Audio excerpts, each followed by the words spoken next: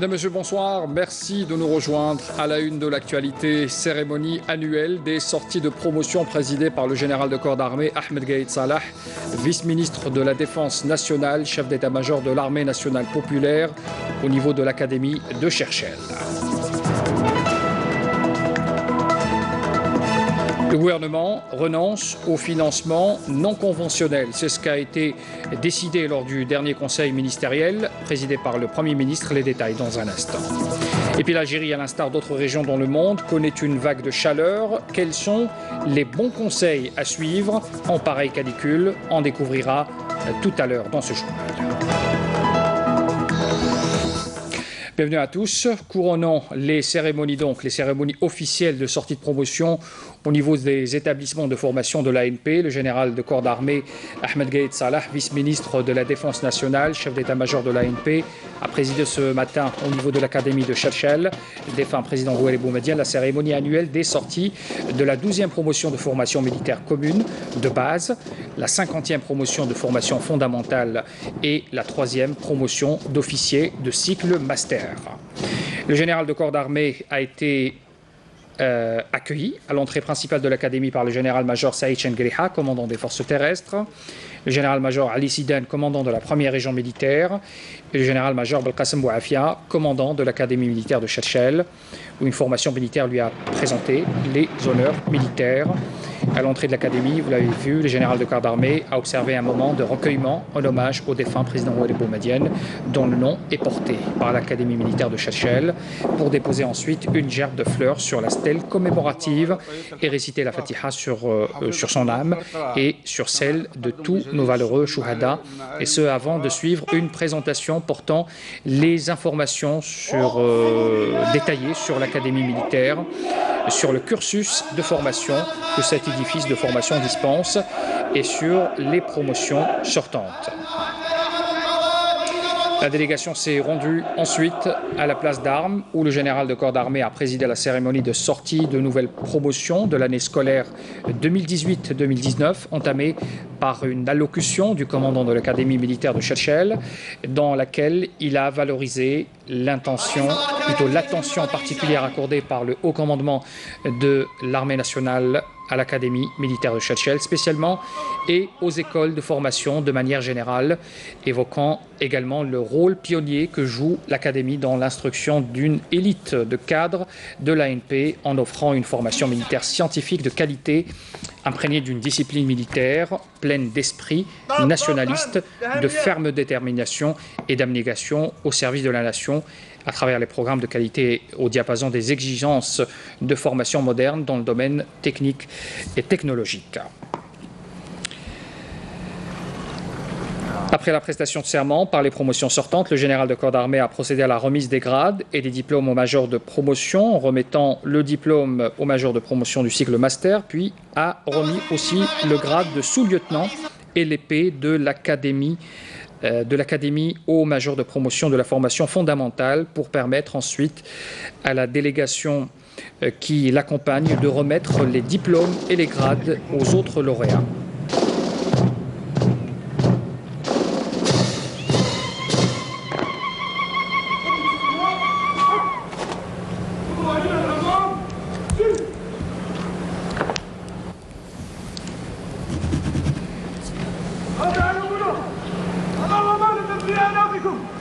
واحفظوا الأمانة وصولوا الوديعة ودموا أنات آخر قطرة من دمائكم. صدورنا ضلوعنا بها دموا روح نفديها وبالعلم والسلاح نحميها. جنب سلاح. La cérémonie s'est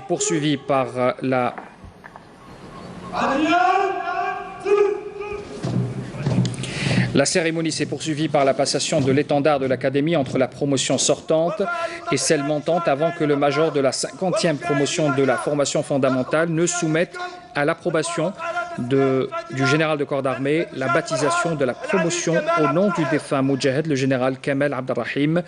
pour présenter ensuite un aperçu biographique du défunt. وزير الدفاع الوطني رئيس أركان الجيش الوطني الشعبي Le carré des formations, plutôt les carrés des formations, ont ensuite quitté la place d'armes pour prendre position au point de départ pour la parade, cédant place aux exhibitions traditionnelles, des exhibitions sportives de combat à l'instar du karaté, du kung-fu, ainsi que des mouvements sportifs d'ensemble avec et sans armes, et ce avant de reconstituer, vous allez voir dans un instant, reconstituer la carte de l'Algérie avec les couleurs nationales défendues par les éléments de l'armée nationale populaire, suivi de l'exécution d'un exercice démonstratif de combat relatif au bouclage et à la neutralisation d'un bâtiment et l'élimination d'un groupe de criminels.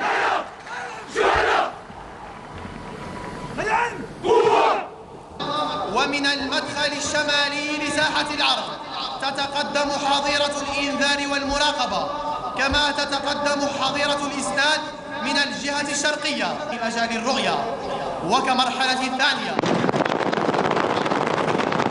بتغطية النارية المكثفة من حظائر الإسناد والقناصة المطوقة للهدف يندفع المطوقة للمبنى والقناصة المتمركزين على الأسطح المقابلة بإظهار نلاحظ الآن قيام الطلبة بعدة حركات قتالية متنوعة.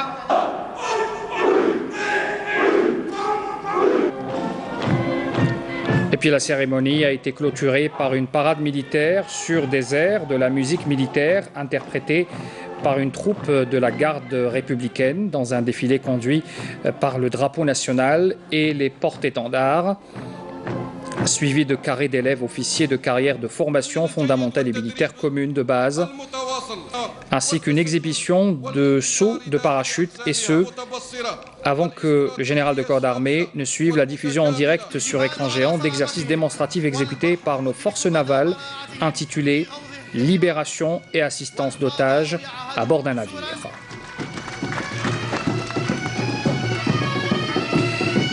À l'issue, le général de corps d'armée a inspecté aussi la direction de la recherche scientifique et technologique et ses laboratoires de recherche et a assisté aussi à un exposé détaillé sur ses missions pour suivre ensuite via télédiffusion aussi quelques exposés scientifiques des travaux de fin d'études d'élèves, officiers issus des cycles licence et master, clôturant aussi la cérémonie par un hommage rendu à la famille du défunt Moudjahed, le général Kamal Abdelrahim, avant de parapher le livre d'or de l'Académie de Chechel. Le général de corps d'armée avait réitéré, il faut le rappeler, lors de son allocution d'orientation prononcée hier devant les cadres et les élèves de l'Académie, la volonté du haut commandement de l'armée nationale populaire de voir le système de formation à sa tête, l'Académie militaire de Chechel, s'enquérir de la mission d'ancrage et la science du savoir et du savoir dans tous leurs domaines, dans les esprits des élèves de niveau confondus, ainsi que la consolidation des principes et des valeurs nobles, d'où puise notre armée sans capital de formation pour en faire un des catalyseurs essentiels du travail professionnel réussi. Je vous invite à écouter la déclaration du général de corps d'armée Ahmed Gaïd Salah. أحل بالأكاديمية العسكرية لشرشال الرئيس الراحل الهواري بومدين والتقي بأفرادها وإطاراتها وطلبتها يخطر ببالي دور القاطرة التي تمثلها هذه المؤسسة التكوينية الكبرى والعريقة على مستوى المنظومة التكوينية للجيش الوطني الشعبي، ويخطر ببالي تحديدا تلك الأساسيات التي نحرص كقيادة عليا على أن نثبت عراها أكثر فأكثر في أذهان ناشئة من أبناء الجيش الوطني الشعبي، فإلى الجانب الترسيخ المعرفة بكافة مجالاتها في عقول الطلبة بمختلف مستوياتهم، فإننا نحرص كذلك على التذكير بمعاني المبادئ والسمو القيم التي ينهل منها جيشنا رصيده التكويني ويجعل منها محفز رئيسي مع محفزات العمل المهني الناجح. إننا نرغب شديد الرغبة بل ونسعى بقوة، أقول نسعى بقوة إلى أن تكون دوما أساسا سجية الإخلاص للوطن، وهي السجية القاطرة لغيرها من السجايا والفضائل الأخرى. فالإخلاص الوطن يعني أن يثابر الطالب في دراسته المثابرة، ينظر من خلالها إلى كيفية أن يكون عمله مثمرا وهو يمارس واجبه الوطني. ويعني أن اجتهاد الأستاذ هي أن يمنح كل ما لديه من إمكانيات من أجل المساهمة في إنجاح الفترات التكوينية التي يشرفون عليها من البداية وحتى النهاية. يعني أيضا أساسا بأن يشعر كل فرد عسكري سواء أثناء فتراته التكوينية المتعاقبة أو أثناء جهده العملي الميداني في كافة أشكال المهنة العسكرية وضروبها المختلفة بأن خادم وافيا ومخلصا لجيشه ولوطنه الجزائر. والأكيد أنه وفقا للمعاني والدلالات هذه السجايا العريقة والسامية، فإن شعور الإنسان بأنه خادم لوطنه هو تكريم لهذا الشخص وتشريف له، ولا شك أن هذا الشعور النبيل ستزداد درجته أكثر فأكثر في قلب الإنسان وعقله كلما منح لسجية حب الوطن بعدها الغامر لا محدود.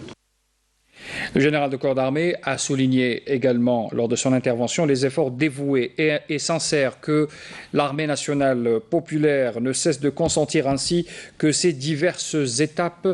prestigieuses qu'elle a parcourues dans le développement de ses capacités dans les différents domaines. On écoute à nouveau Ahmed Gaïd Salah. فالإخلاص الوطن بهذا المنظور الصحيح والسليم هو اعتقاد. Être dévoué à la patrie suivant cette perspective appropriée est une conviction ancrée dans le cœur et qui s'affirme par le travail et la conduite effective sur le terrain. Tout ceci requiert nécessairement, voire impérativement, une réflexion juste et judicieuse et des efforts qui perçoivent la symbolique et les dimensions de l'action entreprise. Aussi, sans l'adoption de cette perspective intellectuelle et ce mode opération consciencieux, l'armée nationale populaire aurait été incapable aujourd'hui de franchir toutes ces étapes de développement sur plus d'un plan.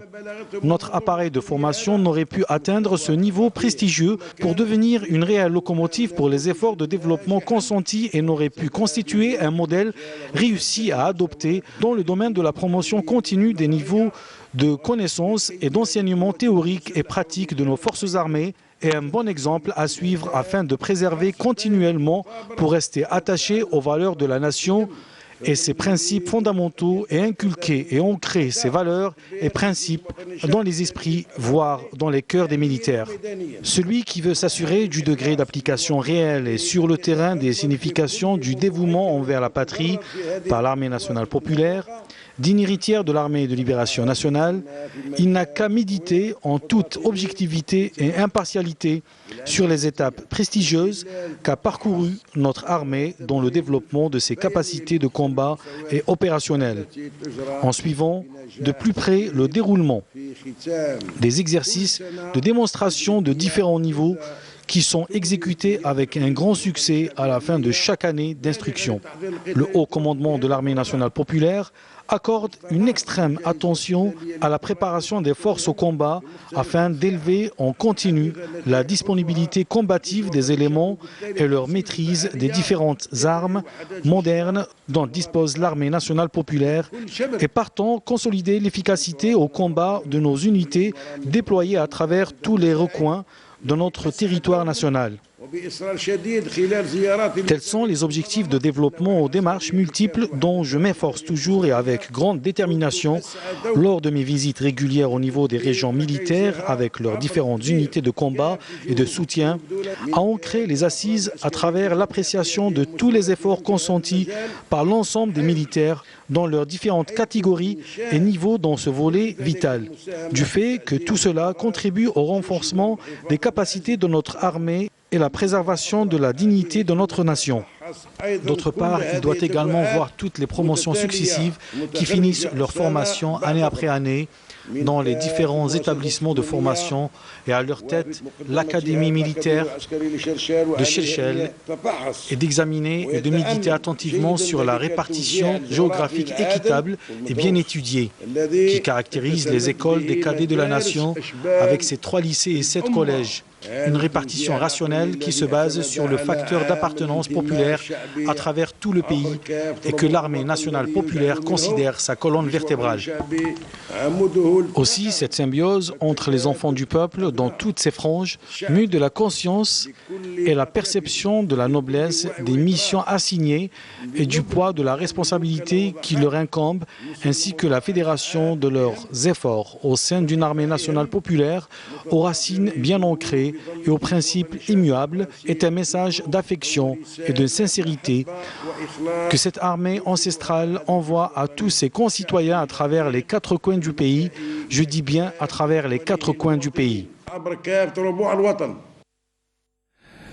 Le général de corps d'armée Ahmed Gaïd Salah a rappelé par ailleurs que les instigateurs de la bande et leurs complices également ont tenté durant des années de tuer l'espoir dans les esprits des Algériens et d'étouffer tous les dévoués parmi les fils de cette patrie, ce qui nécessite de poursuivre, selon la déclaration du général de corps d'armée, de poursuivre la lutte contre la corruption par tous les moyens légaux. Je vous invite à écouter une nouvelle fois le vice-ministre de la Défense nationale. وعليكم أن تدركوا بأننا ومنذ سنة 2015 قد استشرفنا خفايا المؤامرة ضد الجيش الوطني الشعبي وضد الوطن أي ضد الجزائر، وذلك من خلال محاولات المتآمرين قتل الأمل في نفوس الجزائريين وتضييق كل المخلصين من أبناء هذا الوطن الذين يمثلون خطرا على المصالح. العصابة برؤوسها معروفة وذريعها مترامية، الأطراف وشبكتها المتسللة في مفاصل مؤسسات الدولة. فهدف هذه المؤامرة يفسر دون شك حجمها ووسائل دعمها، حتى أن بعض الأطراف مغرضة تحاول تشويش على العدالة وتشكيك في أهمية محاربتها للفساد بحجة أن الوقت ليس مناسبا الآن لمحاربة هذه الآفة، يتعين تأجيل ذلك إلى بعد الانتخابات، وهنا يتضح للعيان مصدر الداء بل منبع الوباء، وتتضح بالتالي الأهداف الحقيقية للراغبين في تبني الفترات الانتقالية أي الوقوع في فخ الفراغ الدستوري، فهو يريدون حماية الفساد من خلال تأجيل محاربته، وذلك هو نهج المفسدين أعداء الشعب والوطن. فلا مهادنة ولا تأجيل لمسعى محاربة الفساد، بل سيتواصل بإذن الله تعالى وقوته بكل عزم وصرامة وثبات قبل الانتخابات الرئاسية وبعدها. لأن الرئيس المستقبلي المنتخب سيكون منحازا لشعبه ووطنه، وسيكون بالتالي سيفا على الفساد والمفسدين، فلا أمل لبقاء الفساد في بلادنا. فتحقيقا لهذه الأهداف النبيلة الوطنية فقد سبق لي ونتعاهدت شخصيا أمام الله والتاريخ والوطن بكل صدق، ولن نحيد عن ذلك أبدا. قلت تعاهدت بمرافقة مسار الشعب في تحقيق أمله وتطلعاته المشروعة، ومن ذات المنطلق أكدنا أكثر من مرة على أن الخروج بأي شكل من الأشكال عن السياق الدستوري يعني الوقوع في احتمالات غير محمودة العواقب، أي الوقوع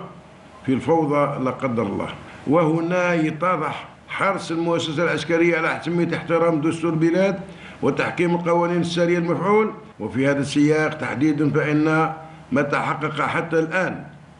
من نتائج في مجال مكافحة الفساد ومتطلبه ذلك في تفكيك شبكات العصابة وتجفيف منابعها ليس بالهين، بل هو مؤشر واضح المعالم على مدى تضافر الجهود بين الجيش الوطني الشعبي وبين كافة المخلصين في جميع قطاعات الدولة والمجتمع. فالجهود المخلصة المتضافرة تكون دوما نتائجها طيبة ومفيدة للبلاد والعباد. Dans l'actualité également, le parquet, près la Cour suprême, a entamé des poursuites contre Jamal Ould Abbas et Saïd Barkat, deux sénateurs du tiers présidentiel et ex-ministre, indique ce jeudi un communiqué officiel. Après le renoncement des deux dits sénateurs, Jamal Ould Abbas et Saïd Barkat, à leur immunité parlementaire conformément aux dispositions de l'article 127 de la Constitution, le parquet, près la Cour suprême, a entamé donc les procédures de poursuite judiciaire conformément au Code des procédures pénales, souligne encore le communiqué.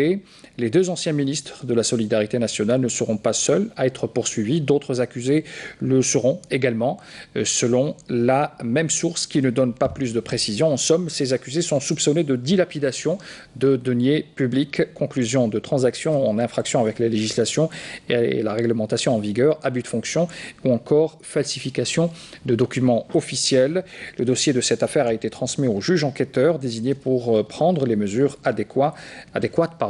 conclut encore le communiqué du parquet près la Cour suprême.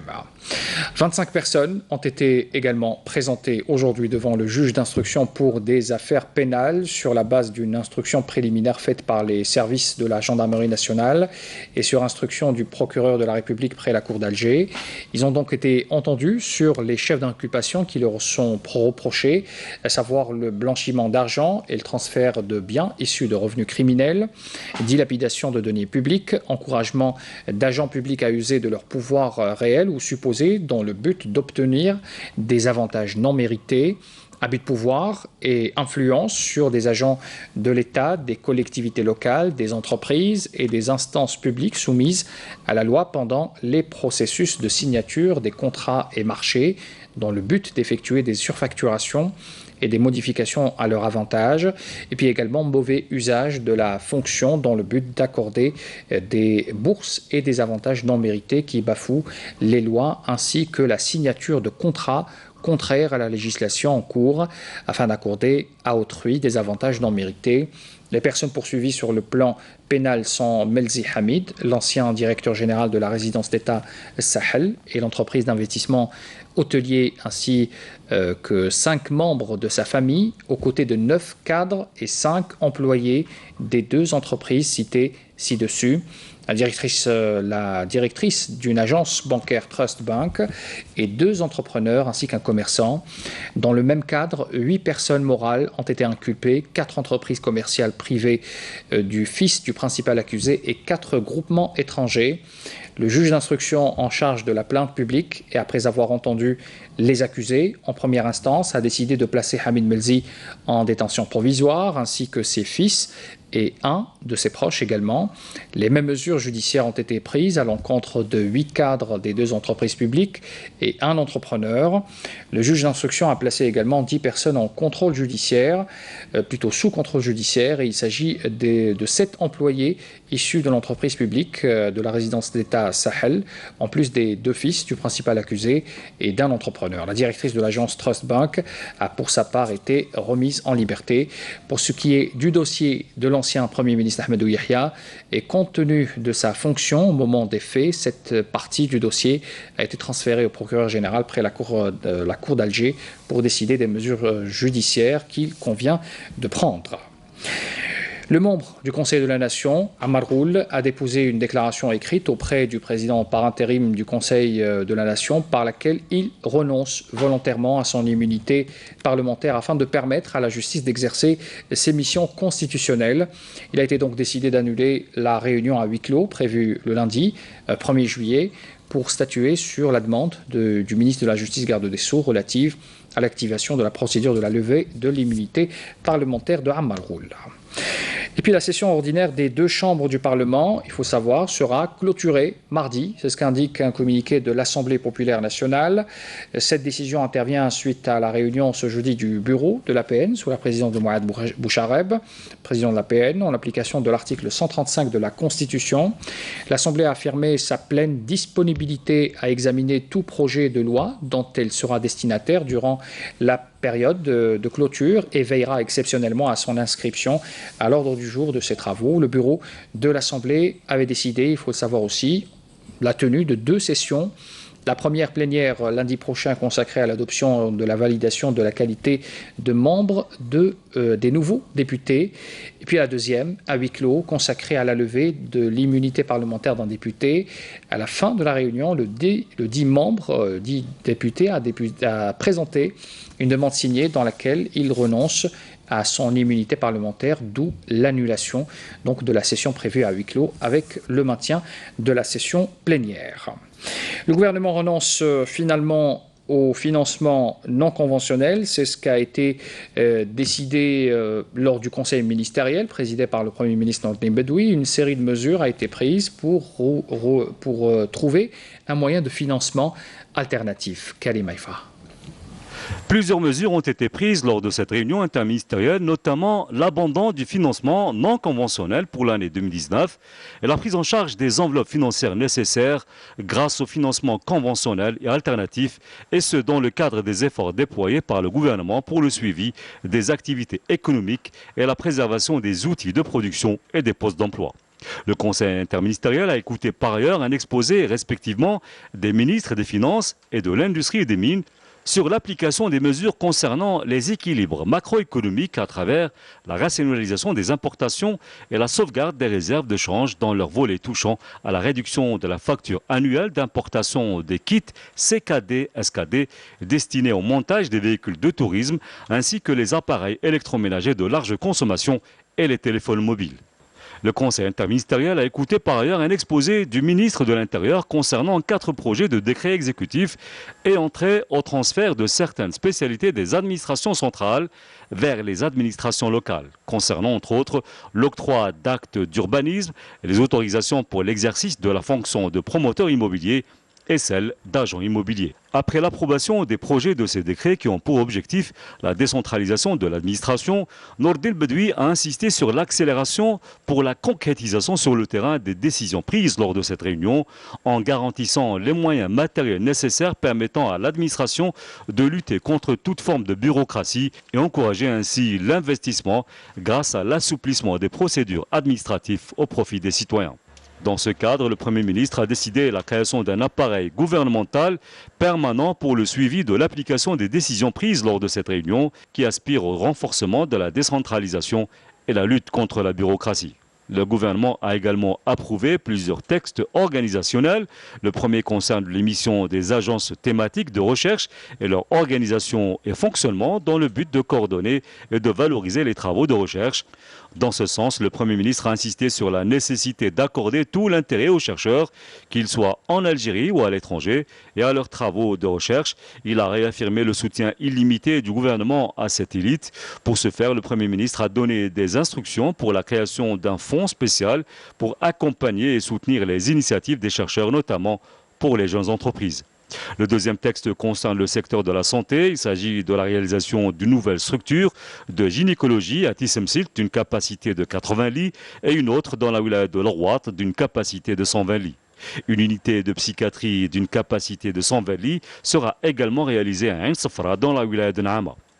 Dans le même sillage, Nourdine Bedoui a chargé les ministres de l'Intérieur, de la Santé, de l'Enseignement supérieur, du Travail et celui des Finances de préparer un dossier sur les mesures prises pour renforcer la présence de médecins spécialistes dans les wilayas du Sud. Le Premier ministre a donné à ce sujet des instructions pour valoriser leur travail dans le but d'améliorer la prise en charge des citoyens. Le Premier ministre a par ailleurs instruit le ministre du Travail et de la Sécurité sociale à veiller à la réhabilitation de la Commission nationale et les commissions locales chargées du recrutement et de l'emploi au profit des jeunes des wilayas du sud du pays. Puis dans l'actualité aussi, l'Algérie a fermement condamné le double attentat terroriste qui a ciblé ce matin le siège d'une unité de police à Tunis, la capitale. Le ministre des Affaires étrangères, Sabri Boukadoum, a exprimé lors d'un entretien téléphonique à son homologue tunisien les condoléances aux familles des victimes, lui renouvelant la solidarité inébranlable de notre pays en pareille situation. Et puis on termine avec l'événement footballistique. L'Algérie joue en ce moment même son deuxième match à la CAN face au Sénégal.